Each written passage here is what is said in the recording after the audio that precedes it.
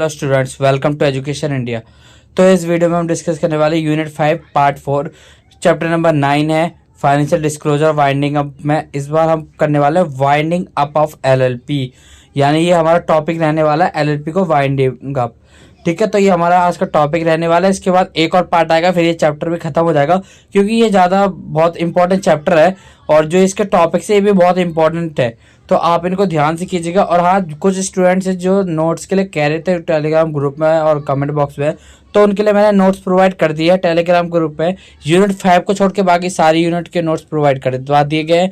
और कुछ कह रहे थे कि पार्ट में नहीं, एक साथ भेज दिए एक चैप्टर के नोट्स, तो मैंने सबको मर्ज करके आपको अपलोड कर दिया है टेलीग्राम ग्रुप में। आपको वो नोट्स मिल जाएंगे, तो आप सिंपली उनको ज्वाइन कर लेना। लिंक डिस्क्रिप्शन बॉक्स में दे दिया है, आप वहाँ जाके उसे डाउनलोड कर सकते हो और आप अपनी स्टडी कर सकते हो। और जिनके बीकॉम ऑनर्स के स्टूडेंट्स हैं जितने भी, वो टेंशन ना ले, उनका 13 तारीख को जिनका एग्जाम है बिजनेस लॉ का, उनके भी इंपॉर्टेंट क्वेश्चन जल्दी डिस्कस कर दिए जाएंगे। ठीक है, मैं वो करता हूँ कोशिश की कल से ही आपके जो इंपॉर्टेंट क्वेश्चन है वो डिस्कस कर दूंगा मैं कल ही।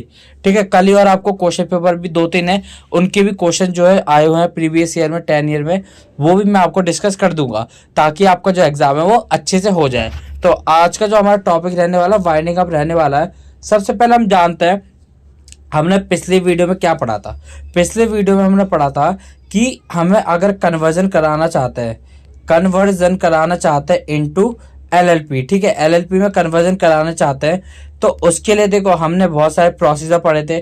3 हमने कन्वर्जन किए थे, पहला पार्टनरशिप का, दूसरा प्राइवेट लिमिटेड कंपनी का, तीसरा हमने किया था अनलिस्टेड कंपनी का। फिर उसमें हमने बहुत सी चीजें जानी थी, उसमें से एक टॉपिक था इफेक्ट ऑफ रजिस्ट्रेशन। अगर आप कन्वर्जन कराते तो रजिस्ट्रेशन का क्या इफेक्ट पड़ता है।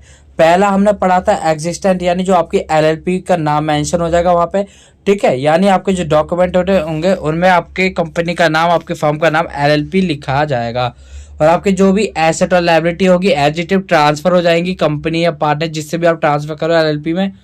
और आपकी जो भी एलएलपी होगी, ठीक है, जो भी कंपनी थी वो बंद हो जाएगी, वो कंपनी का नाम बंद हो जाएगा, क्लोज हो जाएगा, डिसॉल्व हो जाएगा, तो अब वो एलएलपी के नाम से जानी जाएगी। ये तो था हमारा ओल्ड। अब जानते हैं winding up of LLP. LLP is an artificial person. हम सभी जानते हैं कि एलएलपी एक आर्टिफिशियल पर्सन है, लीगल प्रोसेस होता है जो एग्जिस्ट करता है only in I of law, यानी ये फिजिकल रूप से एग्जिस्ट नहीं करता, ये सिर्फ and the I of law exist करता है। ठीक है, ना ये टचेबल होता है ना सीएबल होता है, और फीलेबल हो सकता है, या बोलो कि ये इसको हम सिर्फ फील कर सकते हैं कि हाँ ये एलएलपी है। ठीक है, अब वाइंडिंग अप का मतलब देखो, वाइंडिंग अप हमने जान लिया। वाइंडिंग अप का मतलब क्या है? Winding up of an LLP is a process. ये क्या एक प्रोसेस है जो लाइफ को क्या कर देता है, एलएलपी की एंड कर देता है, यानी उसे खत्म कर देता है। The process of winding up involve realisation of the assets, या रियलाइजेशन ऑफ एसेट्स को इंक्लूड करता है।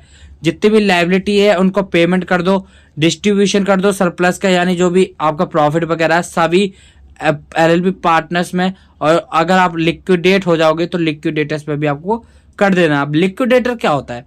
लिक्विडेटर एक ऐसा पर्सन होता है जिसका दिवाला निकल जाता है, या बोलो जो जिसको एलएलपी लुट गई अब वो डिसॉल्व भी कर देगा सीधा, उसे लिक्विडेटर कहते हैं। मोड्स ऑफ वाइंडिंग अप देखो कितने तरह से हो सकता है। पहला होता है वॉलंटरी, यानी कुछ टाइम के लिए कह सकते हो। दूसरा होता है insolvency and bankrupt code, IBC 2016 tough this code provide steps. ये जो कोड है आईबीसी 2016, ये जो है प्रोसेस स्टेप्स है उनको प्रोवाइड करता है कि आप किस तरह अपने एलएलपी को क्या कर सकते हो, लिक्विडेट करने के बाद आप उसको डिसॉल्व कर सकते हो। तीसरा कंपलसरी, मतलब अब आपको ट्रिब्यूनल द्वारा कह दिया कि अब तुमको बंद करना ही करना है। ठीक है, अब तुमको करना ही करना है एलएलपी बंद, अब तुम एलएलपी नहीं चला सकते हो। अब वॉलंटरी की बात करते हैं। As per regulation 2017 with effect from April 2017। ठीक है, chapter 5 of part 2। Chapter 5 of part 2 किसका? Insolvency and bankrupt code, IBC 2016 के चैप्टर नंबर 5 पार्ट 2 में कुछ ऐसे प्रोविजंस है लिक्विडेशन के ऊपर कि लिक्विडेशन एक कॉर्पोरेट पर्सन होता है, ठीक है, जो क्या है अपना जो एलएलपी है उसको वाइंडिंग अप करने में हेल्प करता है।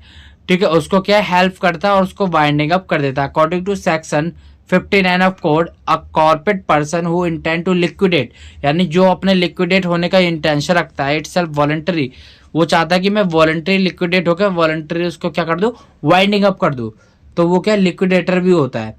अब कुछ स्टेप्स होते हैं इसके लिए। पहला, कमेंसमेंट ऑफ लिक्विडेशन, आपको लिक्विडेटर बनना पड़ेगा पहले तो, ठीक है। ऑब्टेनिंग डिक्लेरेशन ऑफ सॉल्वेंसी, आपको सॉल्वेंसी का एक डिक्लेरेशन लेना पड़ेगा, ठीक है। और declaration of solvency duly verified bye affidavit, यानी आपका जो है एफिडेविट द्वारा ही क्या होगा, वेरीफाइड होगा, और इसमें मैच्योरिटी किसकी होगी, डेजिग्नेटेड पार्टनर्स की, जो कॉर्पोरेट पर्सन कहलाते हैं। डिक्लेरेशन ऑफ विद डॉक्यूमेंट्स, यानी आपको इसमें कुछ डॉक्यूमेंट भी डिक्लेयर करने होंगे। ऑडिटेड फाइनेंशियल स्टेटमेंट देनी पड़ेगी, आपके बिजनेस ऑपरेशंस में जितने पर्सन थे सबकी डिटेल्स देनी पड़ेगी। 2 साल की आपको क्या देनी पड़ेगी, इनकॉर्पोरेशन सर्टिफिकेट भी आपको देना पड़ेगा, ठीक है। तो आपको यहाँ ये देने पड़ेंगे, प्लस एक रिपोर्ट देनी पड़ेगी जिसके अंदर आपकी जो एसेट्स है और जो आपकी प्रॉपर्टीज वगैरह है उसकी वैल्यूएशन होगी, वो आपको एक पूरी रिपोर्ट देनी पड़ेगी। तीसरा, आपको एक रेजुलेशन पास करना पड़ेगा, ठीक है। रेजुलेशन क्या होता है, रेजुलेशन एक ऐसा डॉक्यूमेंट होता है जिसके अंदर सारी डिटेल्स होती है। अगर आप कुछ करना चाहते हो तो उसके लिए रेजुलेशन पास करना होता है जनरल मीटिंग के अंदर, ठीक है। रेजुलेशन के बारे में डीपली आप पढ़ोगे कंपनी लॉ के अंदर, जो आपके सेकंड सेमेस्टर में आने वाली है, जो कि मैं आगे पढ़ाऊंगा, ठीक है। और रेजुलेशन शैल बी पास्ड, क्या है, मैच्योरिटी होनी चाहिए। देखो रेजुलेशन करके एक तरह से वोटिंग होती है कि जिसकी तरफ ज्यादा मैच्योरिटी होगी, जिसकी तरफ ज्यादा मेजोरिटी होगी, तो वही पार्ट जो क्या है ज्यादा माना जाएगा, ठीक है, बहुत अहम माना जाएगा। तो 4 वीक के अंदर अंदर आपको क्या है, एक डिक्लेरेशन जारी कर देना है। अब अप्रूवल ले लेना आपको क्रेडिटर्स है, जितने भी आपके एलएलपी के क्रेडिटर्स है, और ठीक है, जो भी डेप्ट है, उस डेप्ट है जिससे आप तक डेप्ट ले रखा है, तो उनसे आपको डिक्लेरेशन ले लेना, अप्रूवल ले लेना है कि हम जो है अपनी एलएलपी को बंद करने जा रहे हैं, ठीक है। ये आपको कब करना है, विद इन 7 डेज, जब आप रेजोल्यूशन पास कर देते हो। नोटिफिकेशन टू रजिस्ट्रार, यानी आपको रजिस्ट्रार को भी एक नोटिफिकेशन देनी पड़ेगी 7 दिन के अंदर अंदर, ठीक है। कमेंसमेंट और लिक्विडेशन ऑफ लिक्विडेशन प्रोसीडिंग्स, ठीक है। आपको क्या है, लिक्विडेशन की प्रोसीडिंग्स क्या शुरू कर देनी है, ठीक है, कि किस तरह आप लिक्विडेटर बन सकते हो। आपको पहले सारे क्रेडिटर्स से अप्रूवल लेना पड़ेगा, ठीक है। फिर जब आप लिक्विडेटर बन जाते हो, लिक्विडेशन हो जाते हो, तो लिक्विडेट होने के बाद आपका क्या क्या इफेक्ट पड़ने वाला। पहला, carrying on business, the corporate person shall cease to carry on the business, यानी वो अपना बिजनेस को कैरी नहीं कर सकता है। Liquidation commencement date except if required to beneficial winding up, देखो वो क्या है कर सकता है, वो लिक्विडेट हो जाता है, ठीक। कब से स्टार्ट होता है, जब से वो लिक्विडेट हो जाता है। फिर उसके बाद क्या है, वो अपने बिजनेस को नहीं चला सकता है, ठीक है। वो लिक्विडेट हो गया, उसके बाद पैसा ही नहीं है, तो वो बिजनेस को चलाएगा कैसे। Continuous of its existence, the corporate person shall continue, मतलब कंटिन्यू एग्जिस्ट होता रहेगा डिसॉल्व की ओर, ठीक है, डिसोल्यूशन की ओर एग्जिस्ट करता रहेगा, उसकी ओर चलता रहेगा। दूसरा, appointment and remuneration of liquidators, देखो लिक्विडेटर्स का अपॉइंटमेंट और रेम्यूनरेशन होती है सैलरी, रेम्यूनरेशन सैलरी का ही पार्ट होती है। Insolvency, solvency professional to be appointed as liquidators, यानी जो सॉल्वेंसी प्रोफेशनल होते हैं, ठीक है, उनको क्या एज अ लिक्विडेटर आप अपॉइंट करते हो, ठीक है, रेगुलेशन 6 के हिसाब से। आपको एक रेजुलेशन भी पास करना होगा अंडर सेक्शन 59 क्लॉज 3 और क्लॉज सी के हिसाब से, ठीक है। आपको कुछ टर्म्स एंड कंडीशन है, उनको भी आपको फॉलो करना है उसको अपॉइंट करने के लिए, और उसको सैलरी यानी रेम्यूनरेशन देने के लिए आपको कुछ रूल्स है, टर्म्स एंड कंडीशन है, वो आपको यहाँ अप्लाई करनी पड़ेगी। द रेम्यूनरेशन आपको क्या पेबल होगी लिक्विडेटर्स को, ठीक है। आपको लिक्विडेशन की कॉस्ट के हिसाब से आप उनको लिक्विडेटर को क्या दोगे, रेम्यूनरेशन दोगे। रिपोर्टिंग, अब देखो जो लिक्विडेटर्स होते हैं वो क्या क्या प्रिपेयर और सबमिट करके, पहला प्रीलिमिनरी रिपोर्ट, प्रीलिमिनरी रिपोर्ट्स वो रिपोर्ट होती है जो आप कुछ मान लो एलएलपी चालू करो, कोई भी कंपनी या कोई भी फर्म स्टार्ट होने से पहले आप कोई भी रिपोर्ट तैयार कर लेते कि इसमें इतना खर्चा आएगा, इसमें इतना, तो वो क्या होती है, प्रीलिमिनरी रिपोर्ट कहलाती है। एनुअल स्टेटस, यानी पूरे साल का एक बार में स्टेटस निकाले ना कि हमें क्या क्या खर्चे होने वाले हैं। Minutes of consultants with stakeholders, जितने भी आपके स्टेक होल्डर्स है उनके साथ कंसल्टेंट करना, यानी उनसे सुझाव वगैरह लेना। फाइनल रिपोर्ट आपको फिर एक तैयार करनी होगी। फिर देन उसके बाद पब्लिक अनाउंसमेंट होगी लिक्विडेटर के द्वारा, जो लिक्विडेटर करेगा। Form and time of announcement, यानी टाइम क्या होगा उसका, the liquidator shall make a public announcement in form A, यानी form A schedule 1 within 5 days of appointment. जब लिक्विडेटर अपॉइंट हो जाता है उसके 5 दिन के अंदर अंदर वो फॉर्म ए के अंदर पब्लिक को नोटिफाई कर देगा, अनाउंस कर देगा कि वो लिक्विडेटर के रूप में क्या हो गया, अपॉइंट हो चुका है। कंटेंट क्या होगा इसके अनाउंसमेंट के अंदर, तो announcement shall invite the stakeholder, के स्टेक होल्डर को क्या करेगी, इनवाइट करेगी ताकि वो अपना क्लेम ले सके within 30 days of liquidation commencement date. ठीक है, फिर आपको वेरिफिकेशन करवानी पड़ेगी उन क्लेम्स को जो आप लिक्विडेशन के बाद उनको देने वाले जितने भी स्टेक होल्डर्स हैं। Chapter 5 of VL regulation provided manner of submission claim by creditors. ठीक है, क्रेडिटर्स में क्या उनका आता है, वर्कमैन आते हैं, यानी जो एम्प्लॉयज है, सिक्योर क्रेडिटर्स हैं।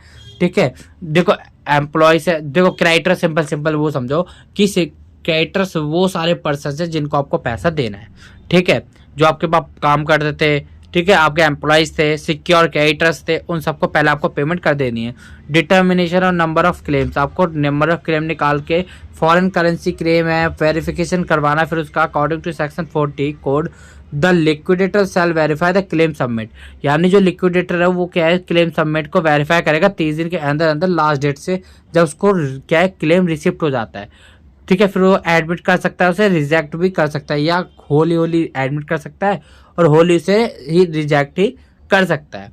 Completion of liquidation and preparation of final report, फिर आपको क्या है कंप्लीशन कर लेनी है अपनी लिक्विडेशन को, फिर आपको एक फाइनल रिपोर्ट बना देनी है। The liquidator shall endeavour to wind up affairs, यानी वो क्या है अपने कंपनी के जितने भी अफेयर्स है, ठीक है, कॉर्पोरेट अफेयर्स है, उनको 12 महीने के अंदर अंदर क्या कर देगा, बंद कर देगा। ठीक है, ताकि वो आगे उसको वाइंडिंग अप करने में उसे आसानी हो।